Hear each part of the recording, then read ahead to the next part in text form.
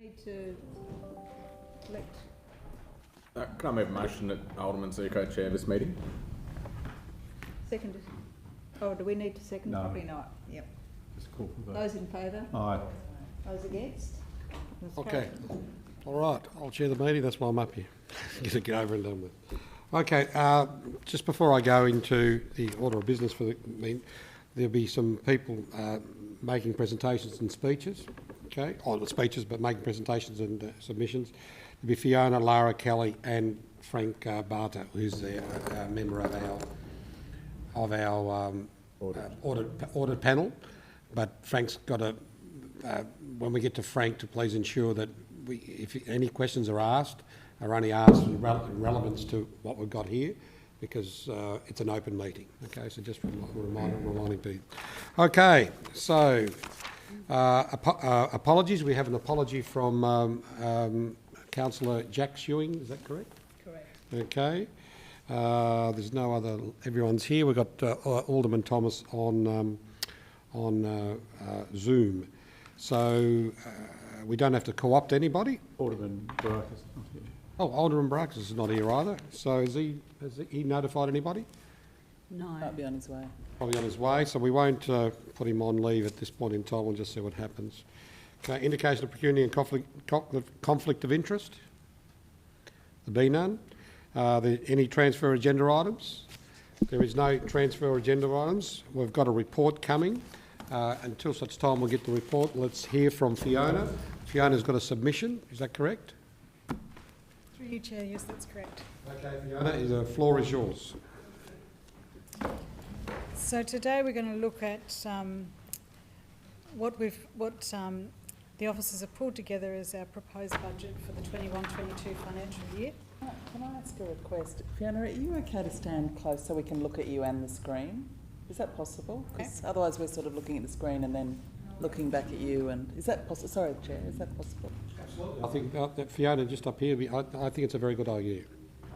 Just need a microphone, I think, Chair. Do we need a mic? Or? Oh, you can. Do we need a mic or? Probably Well, it'll be. For Alderman Thomas to hear.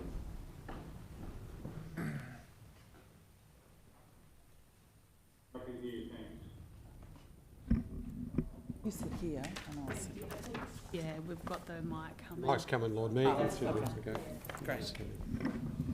Thanks, Fiona. What would we do without Craig, audio visual? you're a champ, mate. Thank you very much. Thanks, Craig. Okay, you got the floor, Fiona. Let's go. Okay. So we're going to have a look at a number of slides about the proposed budget for 21-22, starting with the rate increase, followed by the income statement, and then budget cost savings, importantly our capital works program, borrowings, key financial performance indicators, and then Kelly will talk to our last slide about the long-term pathway to sustainability. Okay, so the rate increase, as we talked about at the elected member workshop a little while ago, for the average residential ratepayer, the increase will be 2.73%, which equates to about $70 per annum. And for a average non-residential ratepayer, it'll be 3%, $400 per annum. These amounts exclude the fire levy, so it'll be a little higher with the fire levy included. The modest increase is on the back of no increase last financial year. The quantum of the increase in 21-22 is assisted by the rate-based growth which has occurred in 2021. As a transition year in the pandemic recovery for both community and the city, this increase is believed to be affordable. For those ratepayers who do continue to have difficulty paying, of course, there's our hardship policy available to assist them.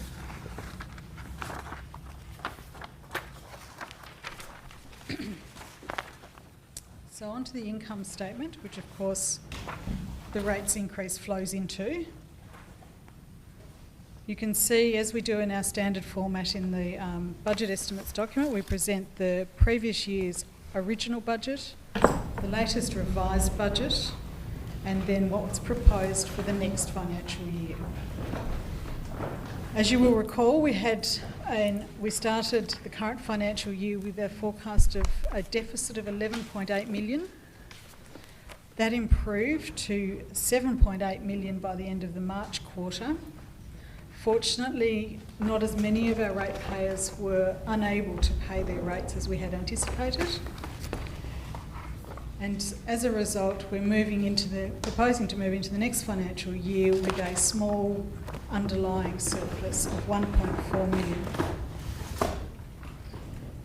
You might notice that we've got an increase in labour when you compare the proposed 21-22 budget compared to the original 2021 budget. And that increase represents an assumption in the forecast of a 2.4 or 2.9% labour increase. So 2.4 is assumed to be the labour increase with a 0.5% growth.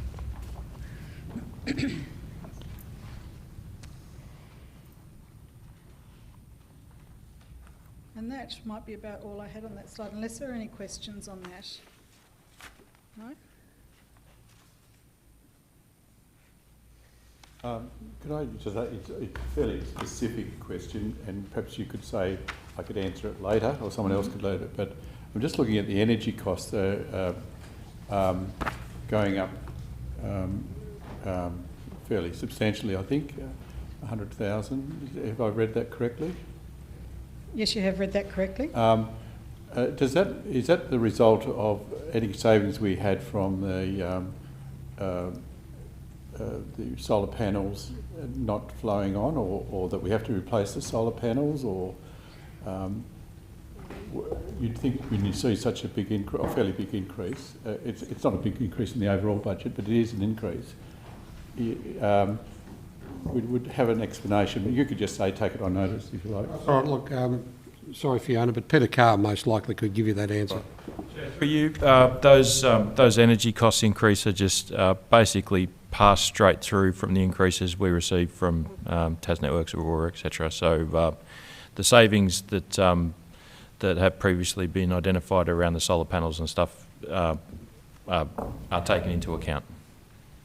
So from a policy point of view, are we instigating any energy savings measures or increased energy saving measures? Chair, through you, we're always looking for energy savings. So we have a number of initiatives, but we're at the mercy of the regulators in terms of their year-to-year energy increases. There's very little we can do. So we've just modelled and budgeted based on that. Yeah, I understand that, but anything internally we can do. But anyway, as I said, it was a specific question. I'm sorry to distract you from your presentation. Okay. You'll recall that at the Council's meeting on the 27th of April in last financial year, management were asked to embed a $6 million ongoing recurrent saving in expenditure, and the list that this slide includes demonstrates how that has been achieved.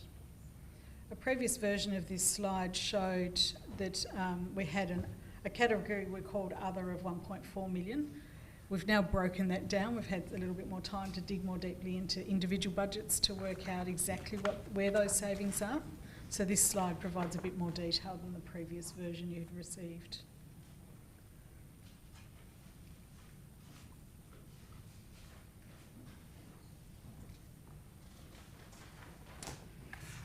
Onto the Capital Works program. We have 42.957 as our total capital works program for next financial year. Of that, 8.4 million is grant funded. And we've called out some particular examples of key projects, both grant funded and council funded on this slide. So Tolmans Hill Public Toilet and Barbecue, Argyle Street Bike Lanes, Clare Street Oval Change Rooms and New Toilets, are all grant-funded projects. Council-funded projects include Giblin Street reconstruction, Proctors Road, and Pinnacle Road guardrail. The estimates for 21-22 continue to be based on an ongoing sustainability approach, so therefore the Capital Works program is strongly focused on renewals. The growth currently being experienced in the city will increase demand on council's infrastructure and services. As a result of the review of the Ford Capital Works strategy will be undertaken in a half-year review.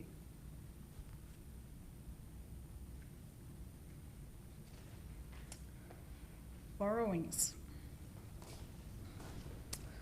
So this time last year, Council approved the borrowing of $15 million to fund capital works during 2021. To date, Council has cash funded these works. Council has the advantage of access to 3 years of interest-free borrowings through the local government loan program provided by the state. With this opportunity available for loans drawn down before 31 December 21, the approved $15 million will be borrowed on June 30 to replenish Council's funds that have been dedicated to capital works so far this year. The budget estimates seek approval to borrow a further $5 million in 21-22 for the balance of the capital works nominated for the local government loan program. The long-term financial management plan shows in the cash flow statement forecast cash balances at the end of each financial year. This cash is not available to be spent as it's generally dedicated to particular purposes, some of them contractual, some of them legal, and so you need to just be conscious of the fact that it's not free cash available to be used. What isn't included in that list as a specific commitment is the commitment to repay the principal payments on the loans that we do have, and also employee entitlements.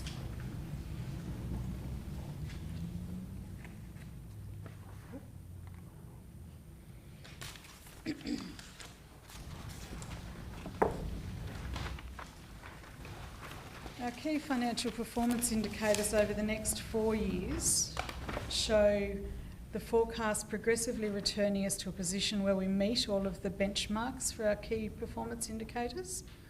But in particular in 21-22, the forecast, so the proposed budget, doesn't achieve the underlying result ratio.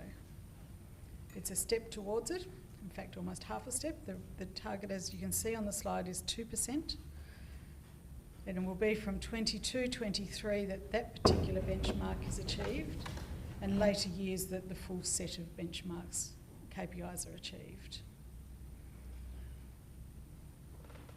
And so the long-term financial model from 2022-23 onwards has been cast on the basis of modest operating surpluses, stable and predictable rate increases, and maintaining and enhancing service levels. And as I've just pointed out, we move from a minimum surplus position in 2022 through to all benchmarks being met in 2025.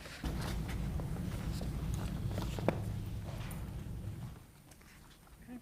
I'll hand over to Kelly now. Thank you, Fiona. Look, is there any questions for Fiona just before we go? Thank you very much. Councillor Dutta. Question, with regards to the Capital Works program, Pinnacle Road guardrail.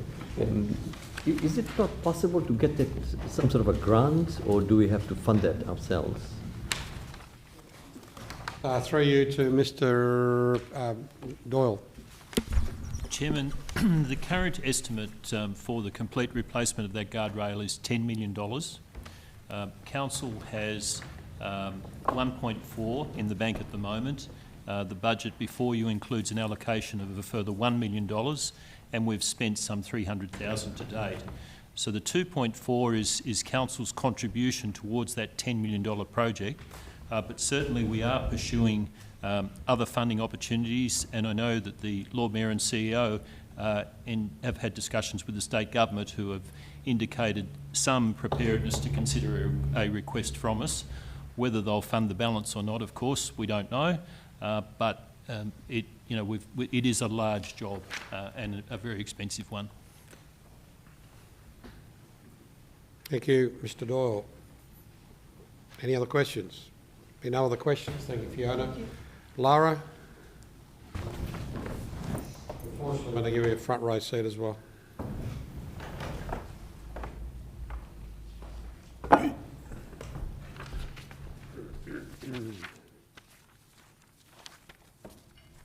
you.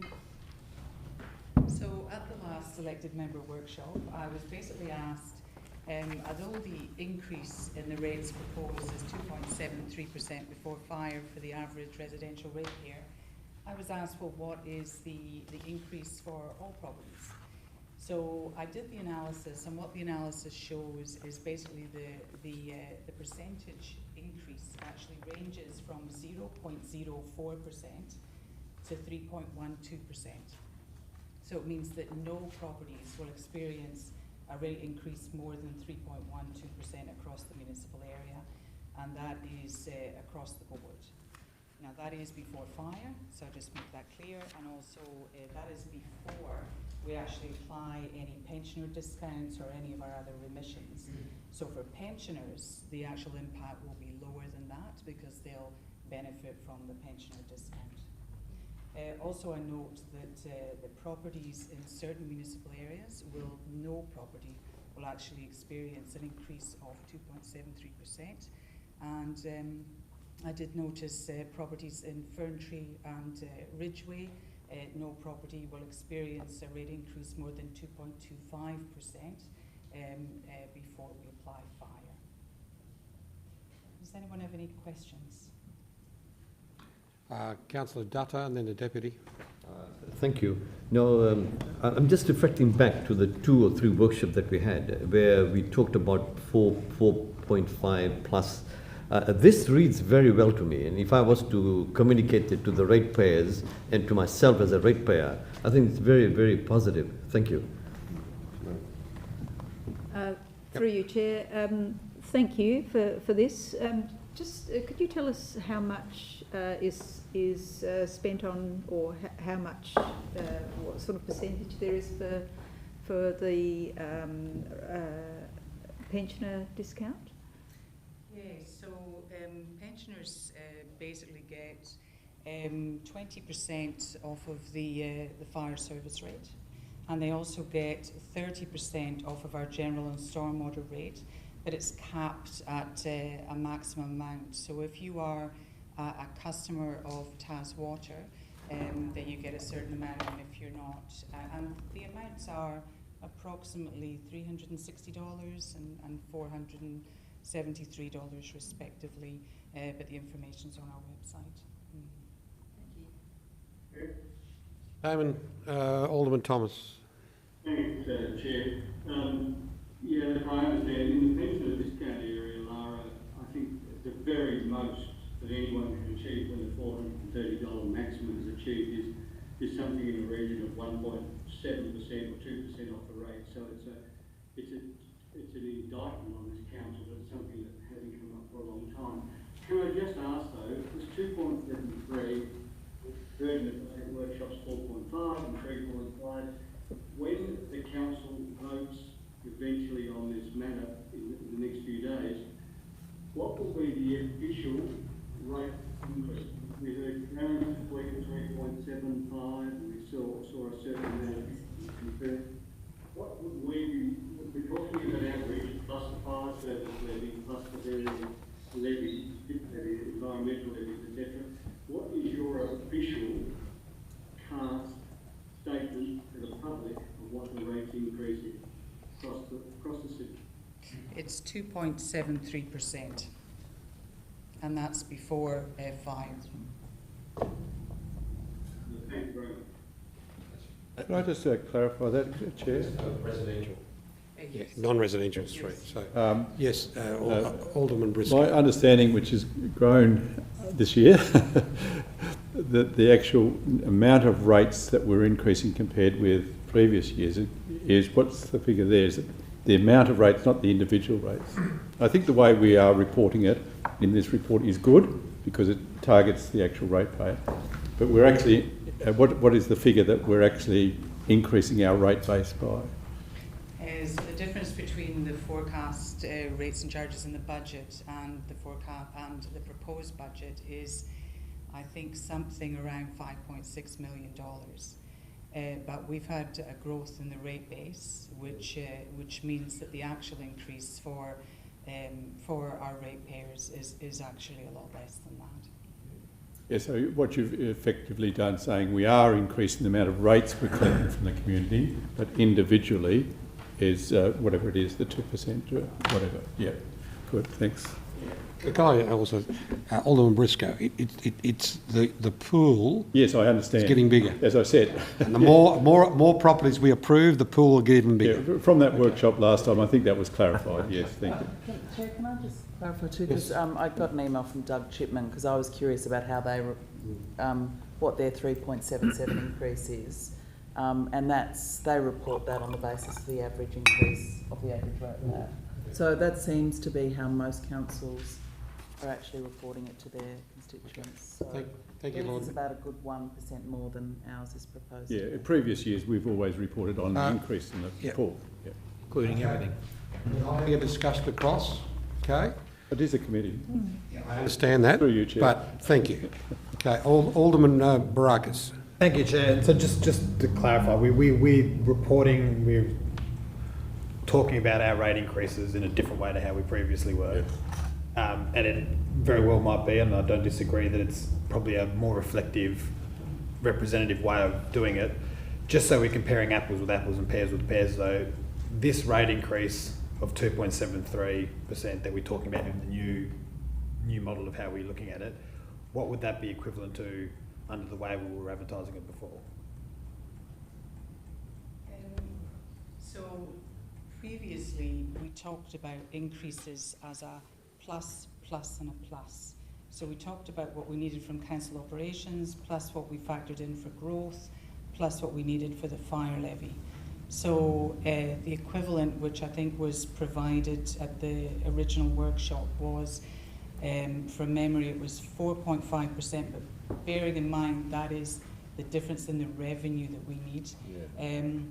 It's not the actual experience, the ratepayer, but it was 4.5 plus 0.69 plus a percentage for growth. But that's revenue, that's not the experience for the ratepayer. So the three, and I can't remember off the top of my head, was it 3 or was it 3 point something? Not last year, we had no increase, but the previous year. That was the plus model? Yep. Correct, yes. We had a plus model until this year when we've looked to be consistent with other councils. Okay. Councillor Dutton. Just one question with regards to the fire levy.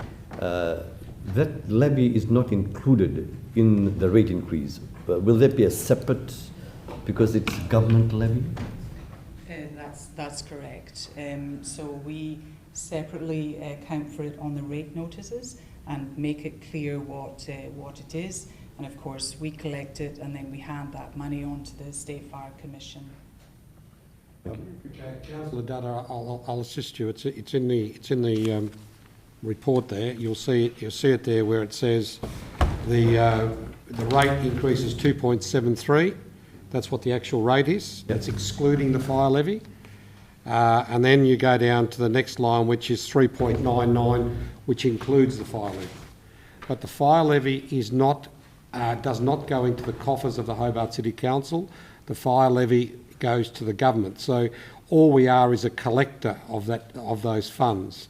So even though it might seem that the rate has gone up 3.99, that is not a rate that's coming to the council. The rate that comes to the council is 2.73. Yeah, that differential goes to government, and it's one argument I've had ever since I've been on this council, that we've got to emphasise that more, and in particular on our rates notice, and when we send our rates notices out, that this component is not for council rates. This component is for a fire levy, and I think somehow we've got to maybe do it better in our rates notice that goes out.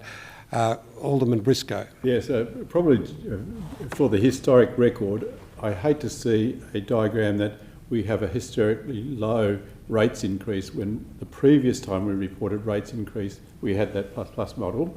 So when we do comparisons of the previous years, I think we would have to do some recalculate or make a note that we have, so I'd hate to think that, that we would all jump up and say that this is the lowest rate compared with, would you like to make a comment about that? Or, yeah. Yes, I've got you, Thomas. No, it's all right. I'll let Lara answer, and then Alderman Thomas, then Alderman Barakis. Okay. Yes, that's absolutely correct. We will ensure that we're reporting so that we are, being consistent with prior years.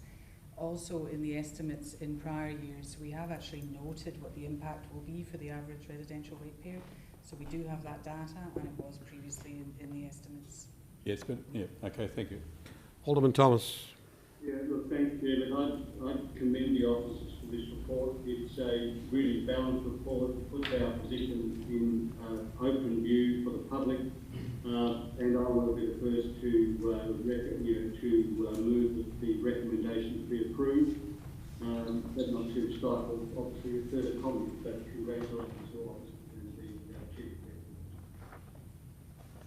Okay. Alderman Barakis. Thank you, Chair. And just to touch on something that Alderman Briscoe said, once again, I don't disagree with the new methodology of how we calculate things. It is probably more representative. I just hope that we're not, and as Alderman Briscoe touched on, last year aside, previous year we raised rates by 3%. I can't remember exactly what it was. Previous year was similar, I think. This year we're raising rates by 2.73%. When in reality, if we're comparing it to the way we were doing it before, we're actually raising rates by 4.5% under the old to compare it. I just hope that it's not being sold as we're actually raising rates. We're actually being very generous and having a much smaller rate rise than we had in the past. When in reality, it's going to be more. I just hope that it's, as Alderman Briscoe said, if it is going to get advertised, that we are comparing apples with apples, and we are, this is 2.73%. Last time it was X%. I'm not sure. What are you able to tell us? And if it's a difficult one, don't 0 last year. Well, not last year. The last rate increase in this new methodology of looking at it, what would the rate increase have been if we were talking, if it was a 3% rate increase last time, what would it be under the new? From memory, I think it was 3.2, but we do, yes, that's correct. It's 3.2% was the 1920 reported increase. And was that? But is that the plus? So what would that be? That's correct. So that's the plus model. So we wouldn't have reported in prior years the increase required for fire or the increase that comes from growth. So that's the model that we previously used. And this year, I think that given the growth that's occurred in the city, this is much more reflective of what the actual ratepayer will experience when they see their notice and they compare it from last year to this. So if we were going to look at the 1920 rates, which were done with the plus, what would they be? What would that be represent? What number would be represented if we were looking at it under the current way of looking at it? So with the current way of looking at it, the increase in rates required from council operations is 4.5%, and the increase we would have reported would have been the 3.2% last year. But as I said, the impact is actually 2.73 for the average residential ratepayer. Okay. Any other questions? So I might just make an observation. So from what I'm hearing and from what I've worked out myself, the 4.5% includes this substantial increase in the rate base that we're getting from new buildings, etc., etc. Is that correct? It does in part. That's right. So the 3.2% that we had a few years ago, there would have been a much smaller component of that 3.2% that would have been related to the overall increase in rateable properties.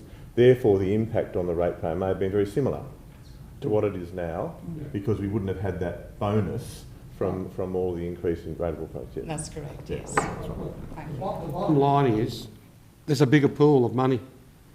That's the bottom line, and that's the reality when you've got a city that grows. When you've got a city that stagnates and you haven't got activity you haven't got more rate base.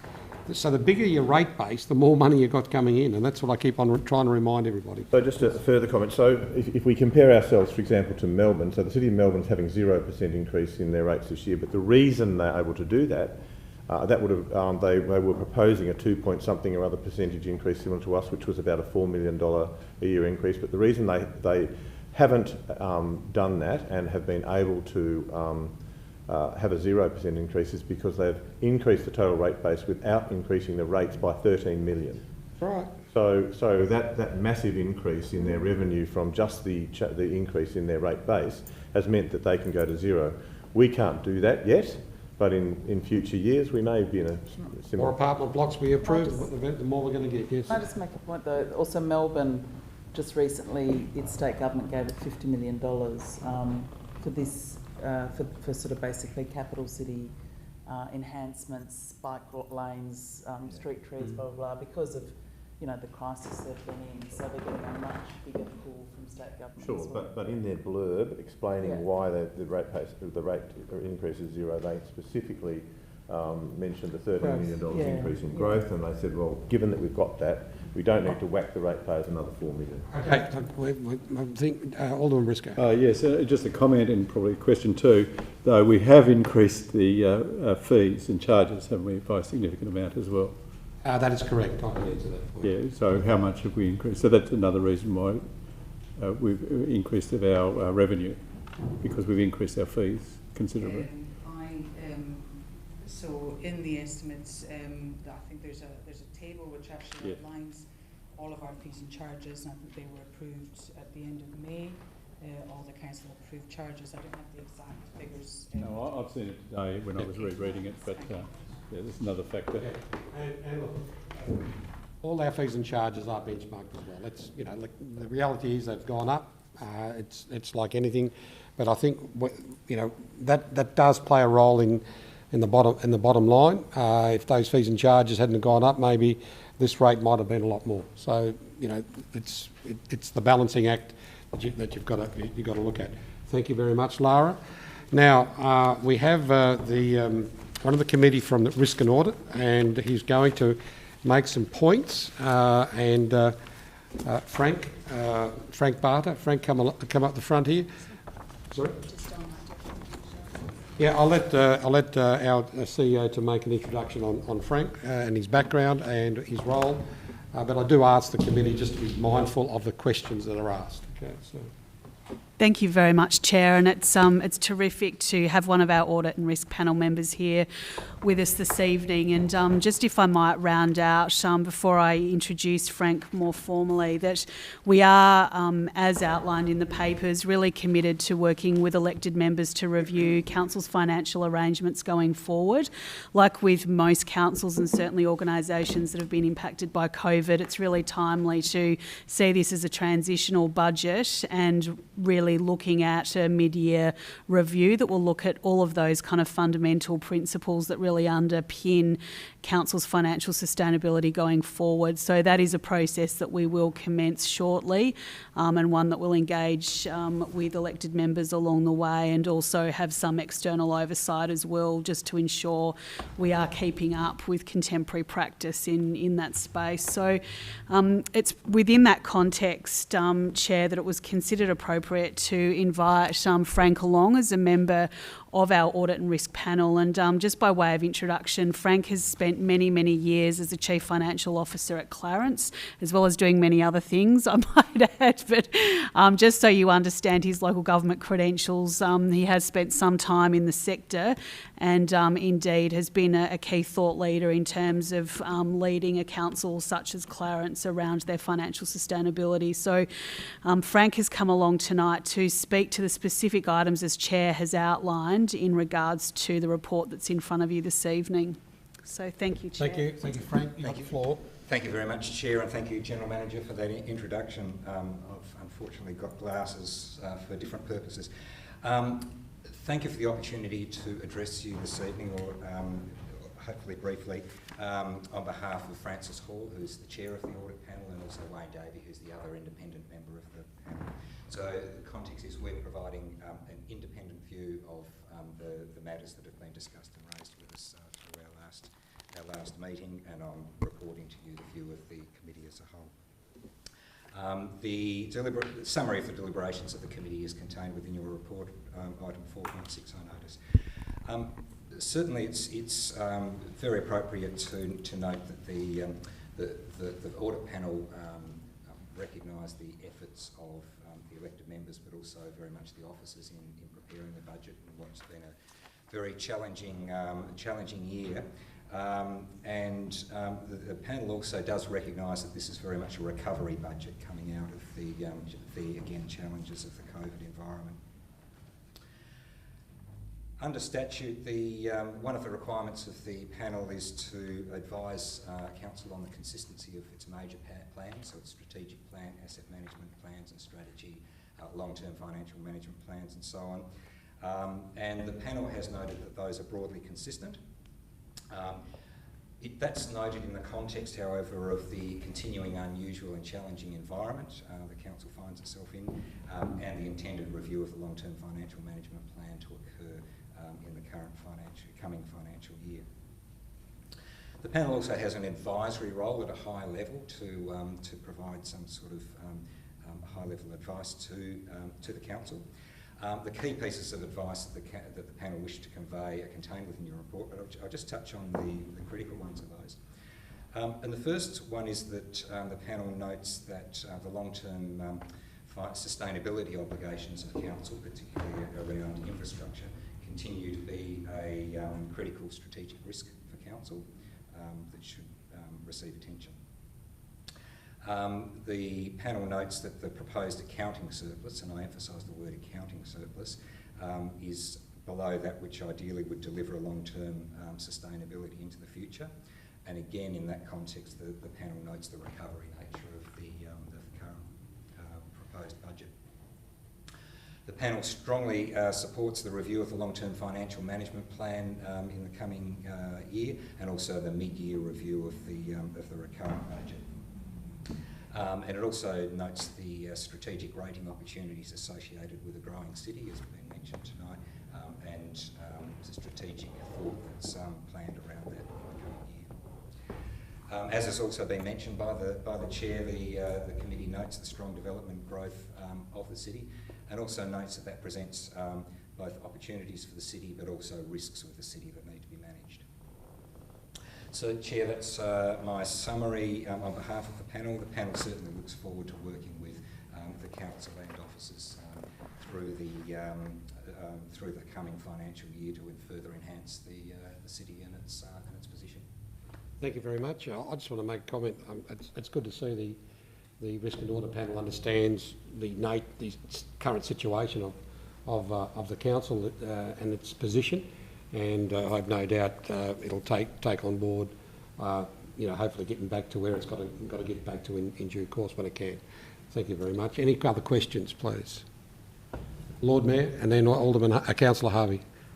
Just, I guess, around you said something about the surplus is the accounting surplus is reasonable, but there's a risk of it not being sufficient for is it capital risk, capital works risk or something? Was that linked to those? Or? So, through you, Chair, the context of that is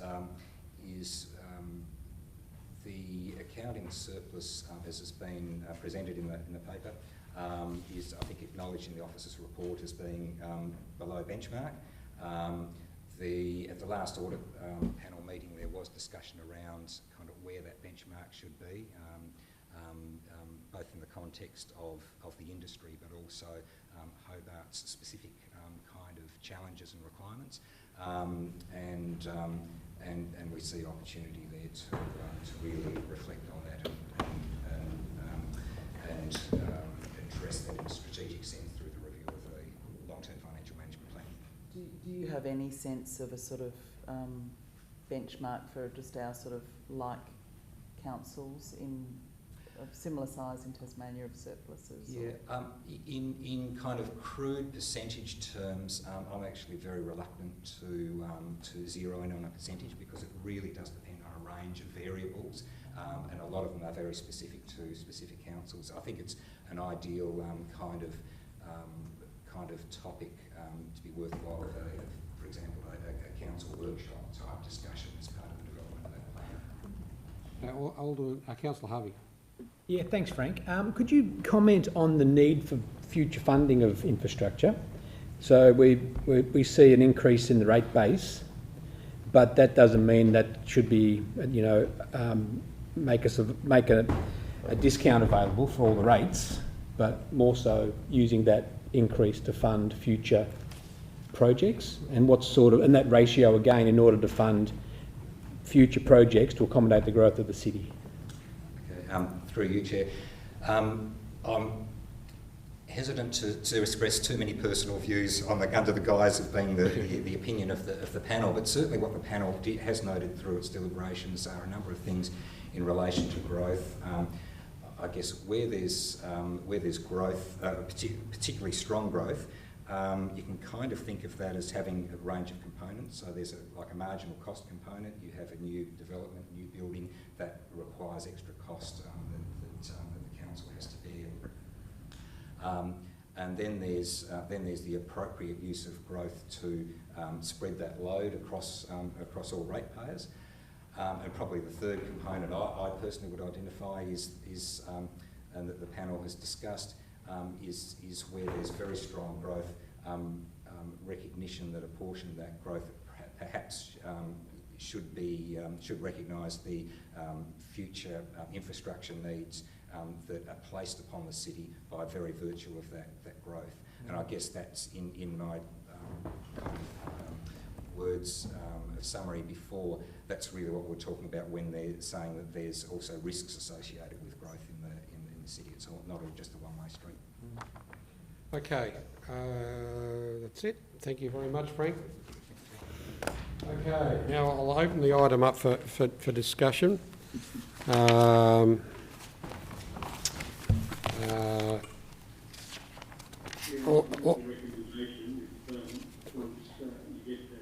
You're moving the recommendation? Okay, thank you. The recommendation is being moved. Alderman Briscoe, you've got the floor. Yeah, look, I'll support that, and I'd like to congratulate as well as the officers. I don't normally, because, but I think I don't normally go overboard a bit because they're very competent always. But I found the reports this year a lot readable. I don't know what it is, but a lot more readable. I could understand it, being a non-financial person with a little interest in financial reports, but not a professional interest in financial reports. So I'd like to thank that. I think from what the information that's in the report and what we've heard today, I think we're okay.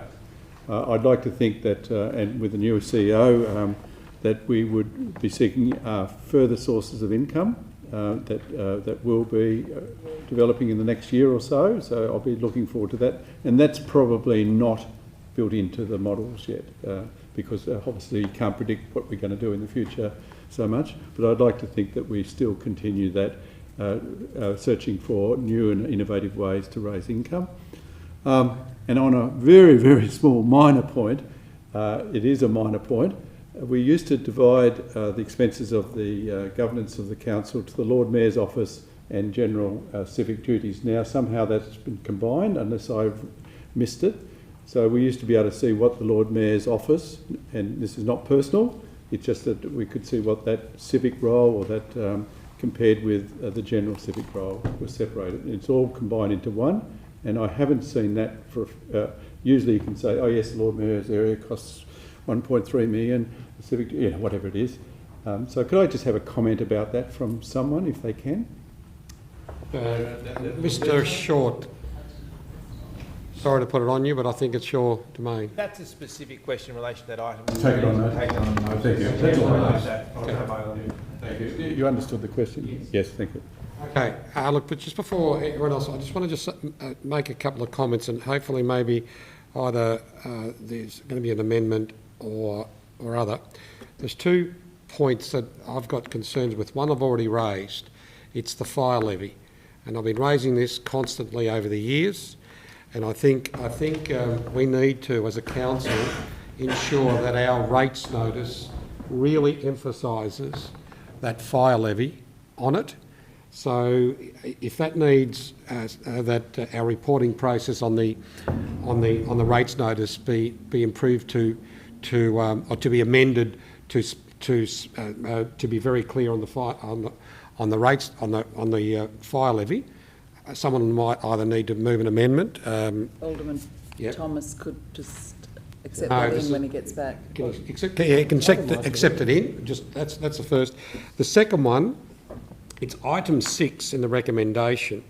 It's the interest rate on unpaid rates be 7.87% per annum charged monthly. Now, I've done a little bit of research on this and I've had discussions.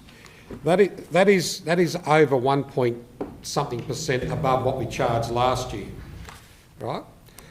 And I questioned that because rates have not gone up, but it is an actual legislative problem because there's a calculation under the legislation that requires to do a benchmark over a 10-year bond, right?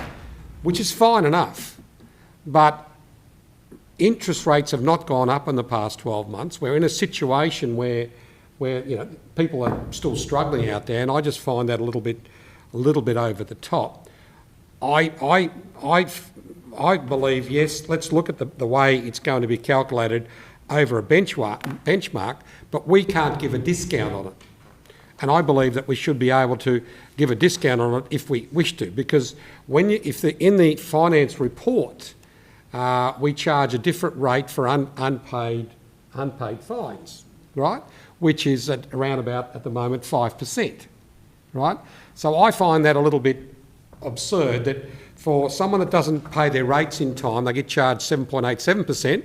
Someone who doesn't pay a parking fine pays 5% or 5.5%. Now, I think that really makes us look a little bit silly when a council's got two different fees and charges for unpaid, whether it's rates or whatever have you. So to my point of view, I would like us to write to the relevant minister to seek, as part of that in that area, an amendment to allow us to provide us a discount that is fairly reasonable based on the 10-year rate and based on circumstances. Now, I don't know if anyone wants to move that as an amendment, but I just find it absurd, as I said. 7.87 for unpaid rates on one side, 5.5 for unpaid fines. I'm happy to move that matter be referred to the next Finance Committee or a future Finance Committee, because I would like to understand exactly, I wasn't aware that it was a legislative requirement, and I think that would be useful for us to understand exactly what... I'm happy for that. Because then when we write the letter, obviously we'll be able to write it in a more sensible way, at least from the perspective of the elected members. So I'm happy to move that item be considered at a future Finance Committee. I'm comfortable with that as well. So. Can I just more of a comment, but that there may be some other statutory charges that we look at while we're about it, because I don't think that's the only sort of... That's fine, but this one here sticks out completely because someone's going to say to us, hey, wait a minute, you're charging me 5% here, but you want to charge me 8% there. It's ridiculous. Okay, I'm glad. Thank you for that. Deputy. Have we figured in this amendment that's on the memo? Just in relation to the 32, the words 32.46 million. I think it's just an adjustment. Just a typo, wasn't it? Yeah, so I'll move that amendment as per the memo. Yep, that's fine. There was another amendment, though, about the fire levy. Alderman Thomas was accepting that in, is that correct? The fire levy, yes? Okay, so we got two amendments. I'll put the first amendment from all... Can I just clarify? Chair, I can recall whenever I've looked at my rates notice, it has a line item for the fire levy. It is itemised already. So what are you specifically wanting? I think it should be itemised and also a little explanation there. No. And it's only got fire levy. It doesn't say what it's about or anything. It just says fire levy. Sometimes the rates notice the information sheet that comes with your rate talks about the fire. Look, to me, fire levy, this component X, Y, Z. I think if it's done at that point, it's more clear. That's all I'm saying to you. Okay, so I'm going to put the amendment by Alderman Sexton. What? That we discuss the penalty. Yeah, the penalties at the next finance meeting, the future finance meeting. All those in favour of that amendment? Aye. All those against? No one against. The item's carried unanimously. Then we got the amendment by the Deputy Lord Mayor for those amendments to the amendment. Okay, the amendments to the NEMO amendments. Okay, I'll put that. All those in favour? Aye. All those against? The item's carried unanimously. Any other discussion on the motion? Councillor Dudder. Yeah, Chair, having heard the discussion and a number of workshops that we have had, and the position we are in because of the pool that we have, and the rate rise, the way it is presented and the way it's going to be now communicated to the ratepayers of Hobart, to me is very, very positive. Why then, my question is, 2.73, why not increase it a bit more? This is in a crucial time. Don't push your luck. No, I'm just asking a question. I'll give you an answer. I'll give you an answer to it. Look, the bottom line is, yes, it might be 2.73 rate that the council is going to receive, but the bottom line is that 2.73 is actually nearly 4% when you add everything, all the components to it. Then when you go to a non-residential, it's not 2.73, it's actually 3%. And when you go to the bottom line, when you add all the components, it's 4.4. So every time you increase that 2.73, it increases that bottom line. And I look at how much a ratepayer has to pay, including the fire levy and the rate, not just one component. So I'll just let you know I wouldn't be supporting that. Barakis? It's a question. Yeah. Please, there's a difference between a question and a motion. What's the question? He's answered the question. I'll just answer the question. It's okay. Sorry. Alderman Barakis. Thank you, Chair. Look, I'll agree with what you said earlier. I think, I'll support this. I've got hang-ups about it, but I'll support it. I think this is a better way of communicating the rate increase to the public, and I think perhaps this might be something the staff and the organisation could just take on, or choose to take on, but. And perhaps, like as per the concerns that you raised, Chair, we could improve the way that we are communicating the rates charges to the public, because at the end of the day, we need to consider what the everyday ratepayer is going to think when they open their ballot, when they open their bill. And Well, next year, yeah, very accurate. Let him speak, please. Open their bill, but also how this is going to get reported when it does end up in the news cycle, because this is something that we've proven that we could probably improve on in the past, where we've done something that has been the right thing to do, but hasn't been communicated in the best way. It turns into a disaster once it hits the news cycle, and that's what everybody around thinks. So the decision of what we're going to do aside, I think we could probably be a bit more careful about how we actually communicate that to the public. So it's as clear as possible, like we're talking about with the fire levy. So people know what the fire levy is. People know how it's calculated. They know it's not us that's sticking that in there, but it's a whole different thing. And this is what the actual rate increase is. At the same time, and I've probably got the opposite issue to Councillor Dudder, I would really, really hope that we're not using this new method of calculating rates to make it seem like we're raising the rates by less than we have in the past, as an opportunity to what's the most blood that we can draw from the stone before people get upset about it, and if the perceived burden on the rates is less because of the new way we're calculating it, maybe we can draw a little bit more. I'd hate for the council to be going down that road. I think that's a dangerous one. But if we are able to compare apples with apples, this is what the previous rates increases were under this new model of looking at things. This is what we're raising this year, and this is how we're doing it in the future. So it's a bit more reflective. I think that's great. And as noted, I think the more that the rate base increases, the more we're able to raise for council revenue, and the more the rate base increases, the less we have to seek from individual ratepayers. So I think, as you said earlier, Chair, I think the more that the city grows and the more that we develop and the more construction that we get in new dwellings, it's, I think, best for everybody, including the council. But I'll leave it there, Chair. Okay. Councillor Dutta. Thank you. Previously I asked a question. I know that. Yeah, let me now make some comments. Firstly, I want to commend and congratulate the team for the way they have put this together. I think for me, being going into the third year, this is very, very positive. It's very encouraging, and I think being a ratepayer myself, not that I only pay rates for one property, there are a number of other rates that I pay. And so I'm quite satisfied with this. Secondly, I think the advice that was given to us from the audit spokesperson is something that we need to be aware of, I think, and hence that was my question, that if this is a time, an opportunity for us to look at it. And so therefore I think, from that point of view, we need to be careful and be aware of that fact, that 1.4 surplus may not be sufficient, as the report has said. And therefore, in that light, in that context, I simply asked the question. And I think we should be more accountable as stewards with regards to that particular risk, I think. Thank you. I can assist you there. We are doing a review in 6 months' time. Thank you, Chair. And just following on for those from those comments, and I think it was a point that the CEO made at the workshop, that we need to be considering how we make the rates much more even over time.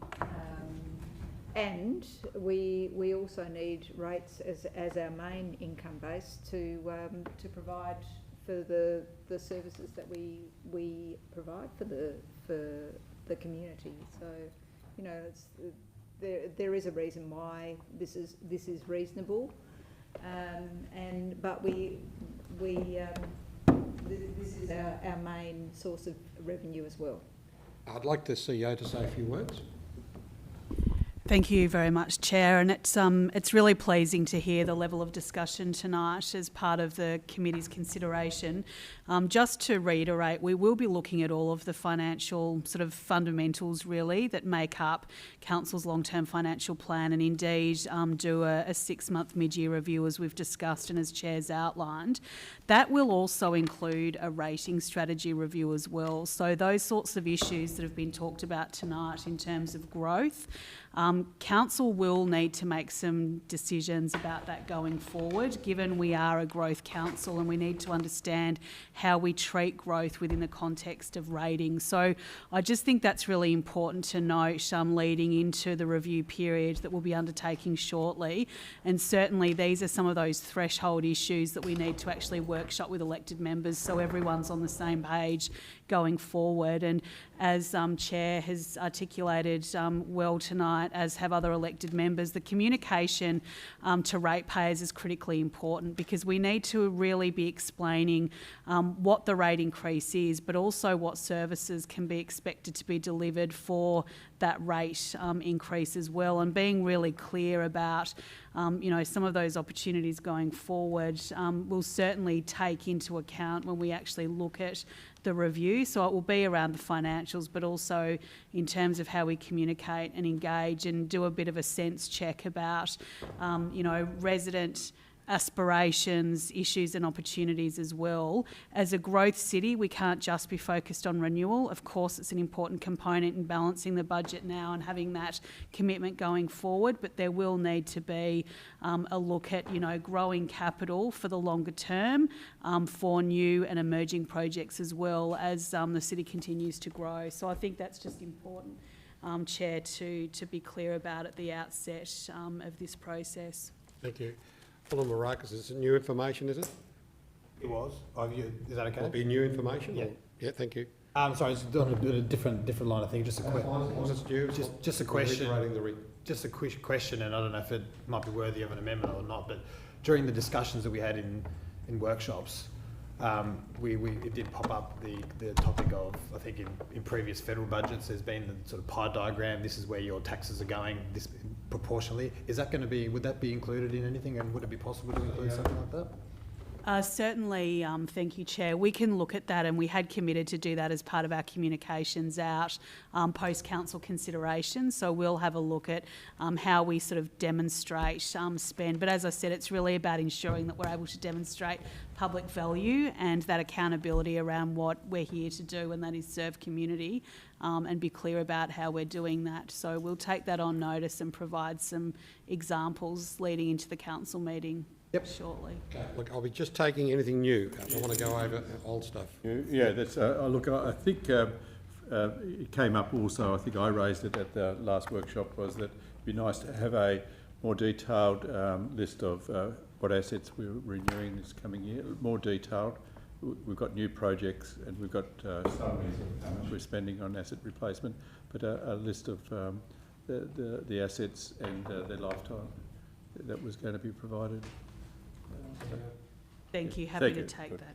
Okay, look, I just want to just overview very, very quickly. It's very, very important that we as a council sell this rate increase as something that is going to be, as far as I'm concerned, not a detriment to our ratepayers, because I think, if I recall correctly, the CPI at the moment is running at about 2.6. I can be corrected. And as a person that's always argued that it should be around around the CPI, we're nearly on that benchmark, which is really, really good. I think it's imperative that we all look at it, and I take on board what the audit panel are saying. They're saying that yes, our bottom line might be on the low side, but they're also taking into consideration the circumstances of the situation. And I believe what they're asking us to do is to ensure that our long-term financial planning and our long-term strategy fits in with best practice. And as long as we understand that where we are, this is a road to recovery budget, I think it's very important. So I assure you, as a chair of the Finance Committee, I'll be selling this budget as a very good budget for this council at this particular point in time. So I'll put the motion. All those in favour? Aye. All those against? The item is carried unanimously. Thank you very much. Is there anything else on this agenda? That's it. Thank you. All have a great day. Oh my God.